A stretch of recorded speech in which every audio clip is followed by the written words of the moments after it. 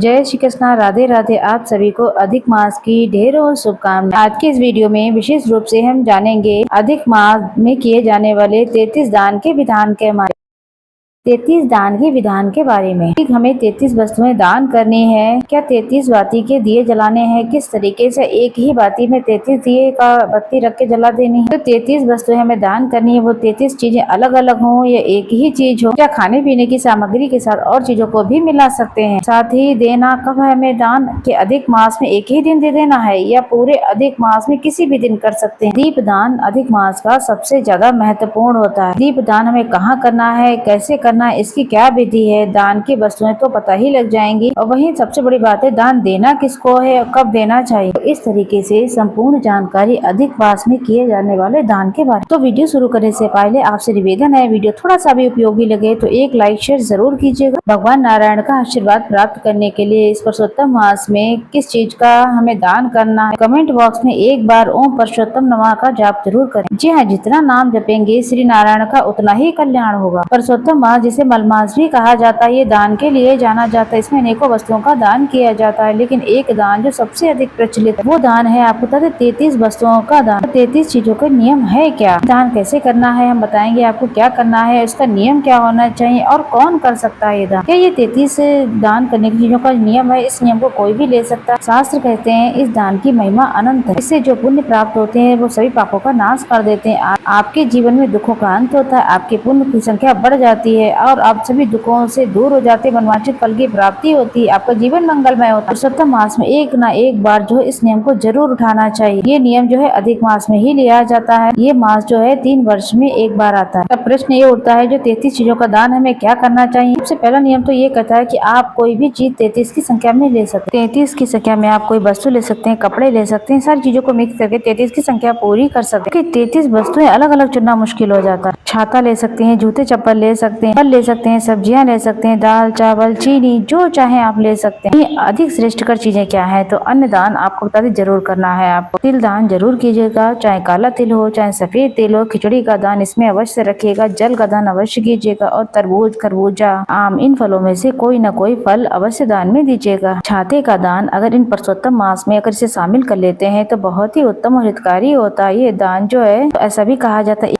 एक जीव की जो यात्रा जो है इस पृथ्वी के बाद जो है जब ऊपर की यात्रा होती, जहां आज नहीं तो कल जाना। गरुड़ पुराण कहता है कि जो दान पुण्य होता है वो इस धरती पर ही नहीं बल्कि हमारे साथ हमेशा साथ रहता है। हमने जैसे जैसे दान दिए होंगे वैसा ही वैसा हमारा सफर होगा। जब हमने छाता दान दिया होगा तो हम जब भीषण तपती हुई गर्मी में जाएंगे तो हमें छाता वहाँ प्राप्त होगा। अगर हमने जूते दान किए होंगे तो भीषण गर्मी में तपती जमीन में हमें ठंडक प्राप्त होगी। अगर हमने अन्न का दान किया होगा तो उस मार्ग में हमें भोजन भी प्राप्त होगा। अगर हमने जल दान किया होगा तो हमें जल भी प्राप्त होगा। अगर ऐसा नहीं करते हैं तो आत्मा झुलसती हुई जाती है, तड़पती हुई जाती है, भूखी प्यासी कितनी कष्टों का सामना करना पड़ता है। अगर आप दान पुण्य नहीं करेंगे तो आपको क्या ही मिलेगा। इसलिए दान पुण्य अवश्य करना है। जूते का दान जरूर करें। किसी ब्राह्मण को अगर भोजन करा पाए तो उसे भोजन जरूर से करें। इस प्रकार 33 वस्तुओं का दान इस पुरुषोत्तम मास में आप करेंगे ही करेंगे। वैसे नियम तो ऐसा कहा जाता है 33 की मात्रा में ही वस्तुएं आपको दान करनी। जैसे छाते 33 लिए तो 33 छाते हो, जूते 33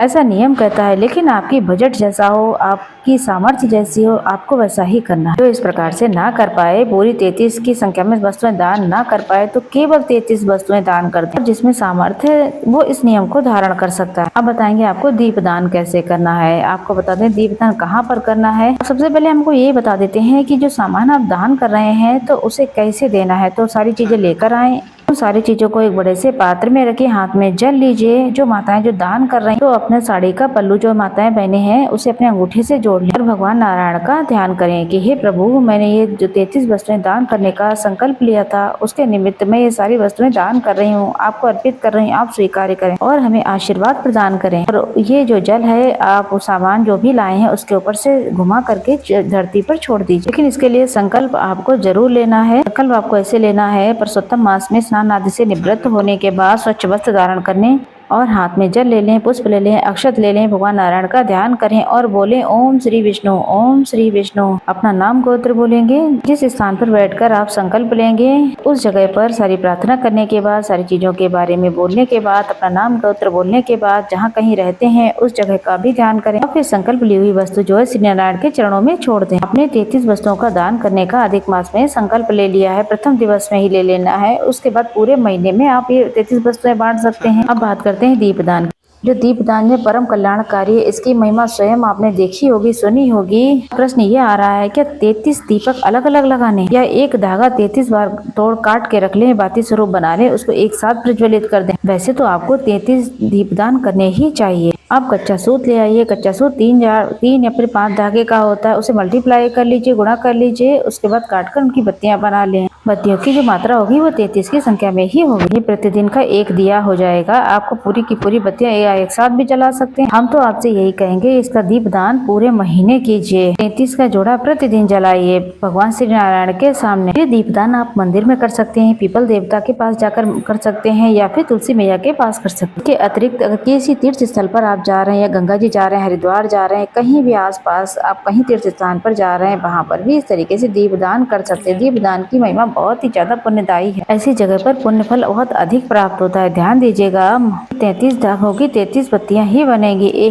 अब बात करेंगे 33 मालपुए के दान करने की। मालपुए का दान पुरुषोत्तम मास में करना ही चाहिए, इसका पुण्य फल जो है शास्त्रों में खूब कहा गया।